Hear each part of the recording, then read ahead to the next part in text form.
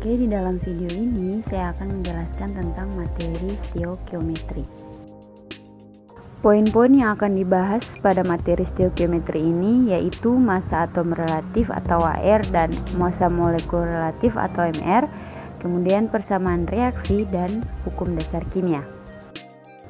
Baik, kita masuk pada massa atom relatif atau AR dan massa molekul relatif atau MR. Pertama, massa atom relatif atau AR sendiri dia merupakan perbandingan massa atom unsur tersebut relatif terhadap massa atom unsur lainnya. Satuan pada AR sendiri yaitu satuan massa atom.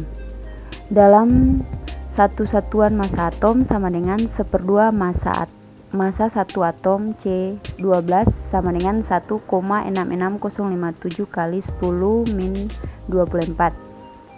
Untuk menentukan massa atom relatif suatu unsur bisa dirumuskan dengan massa atom relatif unsur atau AR sama dengan massa rata-rata satu atom unsur per satu satuan massa atom.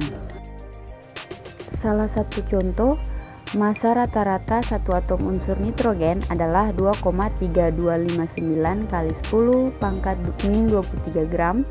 Berapa massa atom relatif AR unsur nitrogen tersebut? Jika diketahui massa suatu atom C12 adalah 1,99268 kali 10⁻³ gram. Pada soal ini yang sudah diketahui yaitu massa rata-rata satu atom unsur N sama dengan 2,3259 kali 10⁻³ gram dan juga massa satu atom C12 sama dengan 1,99268 kali 10⁻³ gram. Yang ditanya adalah berapa massa atom relatif unsur N-nya. Untuk menyelesaikan soal tersebut dapat menggunakan rumus yang sudah saya jelaskan sebelumnya. Jadi AR unsur N sama dengan massa rata-rata satu molekul per satu satuan massa atom. Untuk nilai massa rata-rata satu molekul yaitu 2,3259 kali 10⁻³ gram dimasukkan, kemudian untuk satu satuan massa atomnya itu 1/2 kali 1,99268 kali 10⁻³ jadi didapat hasil yaitu 14,0067 dibulatkan menjadi 14. Jadi nilai AR unsur nitrogen yaitu 14. Kemudian massa molekul relatif atau MR. Nah, di dalam MR sendiri jika atom-atom bergabung membentuk zat kimia atau molekul unsur ataupun senyawa molekul atau juga senyawa ion, maka massa zat kimia tersebut itu merupakan jumlah massa atom-atom tersebut. Nah, nilai MR sendiri dapat dihitung sebagai jumlah AR dari keseluruhan atom-atom yang terdapat pada suatu senyawa. Yaitu dengan massa rata-rata satu molekul per satu satuan massa atom. Jadi rumus MR sendiri yaitu MR sama dengan sigma AR dari keseluruhan atom-atom yang terdapat pada rumus kimia suatu unsur. Salah satu contoh, air adalah molekul dengan rumus kimia H2O yang dimana AR hidrogen yaitu 1, AR oksigen yaitu 16. Berapakah MR dari H2O tersebut? Yang sudah diketahui yaitu jumlah atom hidrogen yang terdapat pada rumus kimia H2O sendiri yaitu 2, sedangkan oksigen yaitu 1. Kemudian ada juga air hidrogen yaitu 1, sedangkan air oksigen yaitu 16. Untuk penyelesaiannya, MR H2O sama dengan jumlah atom hidrogen dikali dengan air hidrogen ditambah jumlah atom oksigen dikali dengan air oksigen. Jumlah atom hidrogen yaitu 2 dikali dengan air hidrogen yaitu 1 ditambah dengan jumlah atom oksigen yaitu 1 dikali dengan air oksigen yaitu 16. Jadi didapatkan hasil MrH2O sama dengan 18. Nah, sekarang kita masuk pada persamaan reaksi. Pada reaksi kimia biasanya dinyatakan dengan persamaan reaksi. Di dalam penulisan persamaan reaksi sendiri didasarkan atas hukum kekekalan massa atau hukum Lavoisier yang menyatakan bahwa massa zat sebelum dan sesudah reaksi adalah sama. Persamaan reaksi sendiri merupakan persamaan yang menunjukkan zat-zat yang bereaksi yang dimana ada pereaksi atau reaktan dengan zat hasil atau produk yang disertai dengan koefisien yang dipisahkan dengan tanda panah. Tanda panah tersebut dibaca menghasilkan atau membentuk. Di dalam penulisan persamaan reaksi, reaktan atau produk itu ditulis di sebelah kiri tanda panah, sedangkan untuk produknya itu ditulis di sebelah kanan tanda panah. Ada juga wujud zat, baik reaktan atau produk, yang dimana dinyatakan dalam lambang pada tiap unsur atau senyawanya. Terdapat 4 wujud zat, yaitu solid atau padat yang dilambangkan dengan huruf S, kemudian ada liquid atau cair yang dilambangkan huruf L, kemudian ada juga gas yang dilambangkan huruf G, dan ada juga aqueous solution atau larutan yang dilambangkan AQ. Di dalam wujud zat ditulis di sebelah kanan tanda panah. Kemudian di dalam persamaan reaksi harus juga memenuhi hukum kekekalan massa atau hukum Lavoisier, yang dimana menyatakan bahwa jumlah unsur di sebelah kiri tanda panah harus sama dengan jumlah unsur di sebelah kanan tanda panah. Jika belum sama jumlahnya, maka diberi angka koefisien reaksi yang ditulis di sebelah kanan lambang unsur atau senyawanya. Kemudian cara untuk mendapatkan angka koefisien reaksi terdapat 2 cara, yaitu cara terka dan cara aljabar. Berikut ini adalah beberapa contoh dalam penulisan persamaan reaksi. Pertama, reaksi antara gas oksigen dengan gas hidrogen membentuk uap air. Dapat dilihat penulisannya, yang dimana O2 ditambah H2 menghasilkan H2O. Dapat dilihat bahwa O2 dan H2 sendiri merupakan pereaksi atau reaktan, sedangkan H2O sendiri merupakan produk. Dapat dilihat setiap unsur memiliki wujud zat, yaitu gas, yang ditulis di sebelah kanan tanda panah. Begitupun untuk soal nomor 2, reaksi antara gas nitrogen dan gas hidrogen menghasilkan gas amonia. Dapat dilihat cara untuk penulisannya, yang dimana N2 dan H2 itu merupakan pereaksi, sedangkan NH3 merupakan produk. Dapat dilihat pada kedua reaksi tersebut, yang dimana antara pereaksi dan produknya itu belum setara. Untuk menyetarakan kedua reaksi tersebut, yaitu dengan cara yang sudah saya jelaskan sebelumnya, yaitu dengan cara terka dan cara aljabar. Cara terka sendiri biasanya dipakai untuk reaksi yang agak mudah. Contohnya pada reaksi sebelumnya, yang pertama itu gas N2 ditambah gas H2 menghasilkan gas NH3. Reaksi tersebut itu belum setara antara reaktan dan produknya. Untuk itu ditambahkan koefisien reaksi agar setara.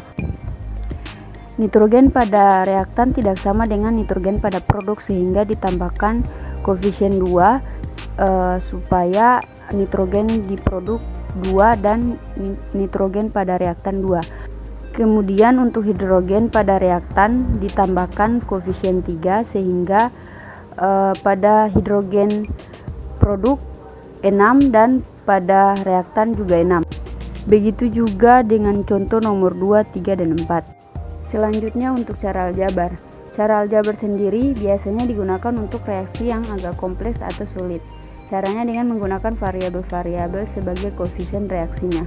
Bisa dilihat yang sudah saya terapkan adalah salah satu contoh untuk cara aljabar sendiri. Selanjutnya kita masuk pada hukum dasar kimia.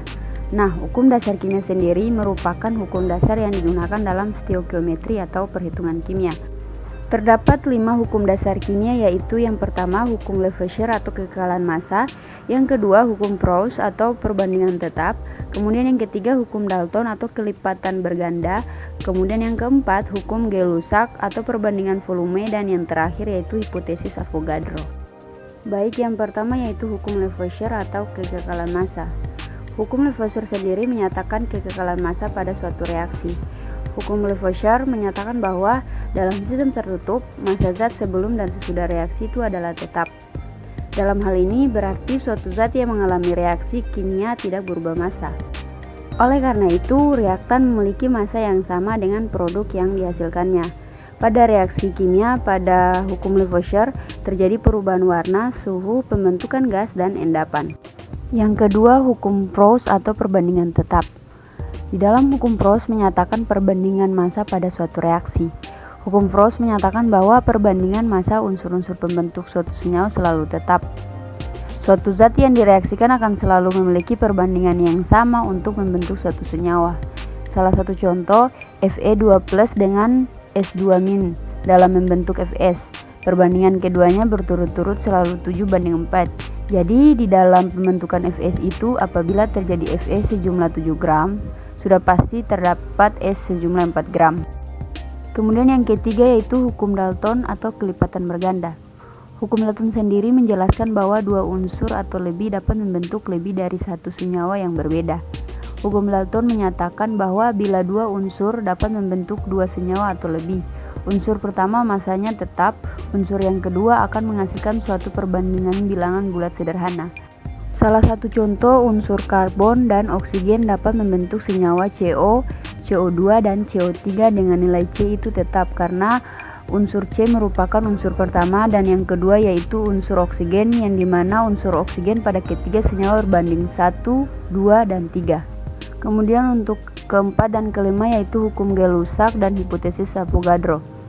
Hukum Gay-Lussac dan Avogadro sendiri merupakan hukum yang berkaitan dengan volume gas. Hukum Gay-Lussac menyatakan perbandingan volume atom-atom pada gas. Hukum Gay-Lussac menyatakan bahwa pada suhu dan tekanan yang sama, volume gas-gas yang terlibat dalam reaksi perbandingan sebagai bilangan bulat sederhana.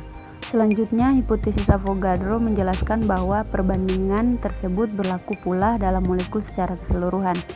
Hipotesis Avogadro menyatakan bahwa pada suhu dan tekanan yang sama, semua gas yang bervolume sama memiliki jumlah volume yang sama pula.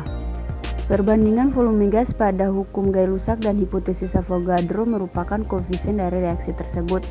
Salah satu contoh, jika 20 liter nitrogen direaksikan dengan hidrogen, dapat dilihat reaksi di bagian bawah yaitu N2 ditambah 3H2 menghasilkan 2NH3. Perbandingan koefisien reaksinya yaitu 1:3:2 dan volumenya pun memiliki perbandingan sama, jadi volume H2 60 liter dan volume NH3 40 liter. Sekian untuk penjelasan materi stoikiometrinya. Thank you. Di saat ini kita akan membuat percobaan sederhana mengenai hukum Avogadro. Tujuan praktikum ini adalah untuk mengetahui hukum Avogadro dan untuk membuktikan adanya hukum Avogadro dengan membuktikan reaksi antara cuka dan soda kue. Alat dan bahan yang diperlukan adalah cuka, 3 botol air, sendok, 3 buah balon, dan baking soda. Langkah yang pertama, kita masukkan masing-masing 8 sendok cuka ke dalam masing-masing botol A, B, dan C. Setelah itu, kita masukkan sebanyak 1 sendok makan baking soda ke dalam balon A, 2 sendok makan baking soda ke dalam balon B, dan 3 baking soda ke dalam balon C.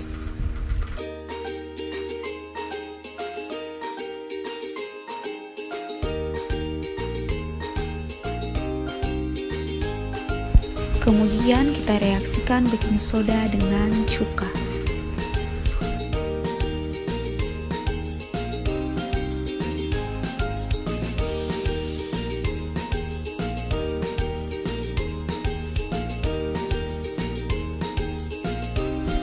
Dari hasil pengamatan dapat kita lihat bahwa pada botol A volume balonnya kecil, botol B volume balon sedang, sedangkan pada botol C volume balonnya besar.